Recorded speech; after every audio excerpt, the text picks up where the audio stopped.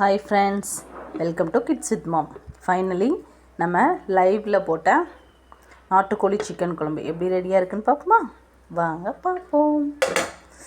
இதுதான் நம்ம ரெடி பண்ண சிக்கன் குழம்பு, நாட்டுக்கோழி சிக்கன் குழம்பு. மசாலாலாம் வீட்டிலே அரைச்சி தந்து பாருங்கள். நம்ம வதக்கும் போது தான் மசாலா வதக்கணும்ல, அப்போ தான் நம்ம எண்ணெய் கொஞ்சம் நல்லெண்ணெய் விட்டோம்.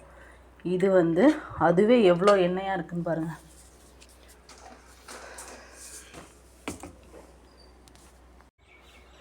லாஸ்ட்டாக கொஞ்சம் தாளித்து ஊற்றிக்கிட்டேன் ஃப்ரெண்ட்ஸ். சின்ன வெங்காயம் போட்டு தாளித்து ஊற்றிருக்கேன் குழம்புக்கு கொஞ்சமாக லாஸ்ட்டாக. ஏன்னா தாளித்து ஊற்றுனா எங்கள் வீட்டில் ரொம்ப பிடிக்கும். ஃபைனலி தாளித்து ஊற்றுமாங்க. ஸோ தாளித்து ஊற்றிருக்கேன். கால்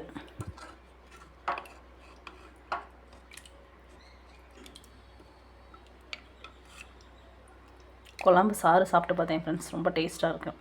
நீங்களும் இதே போல் மசாலா அரைச்சி ஊற்றி நாட்டுக்கோழி குழம்பு செஞ்சு பார்த்துட்டு டேஸ்ட் எப்படி இருக்குன்னு மறக்காமல் கமெண்ட் பண்ணுங்கள். நெக்ஸ்ட் வீடியோ இந்த மாதிரி போடலானோ ஐடியா இருந்துச்சுன்னா போட்டு விட்டுங்க ஃப்ரெண்ட்ஸ்.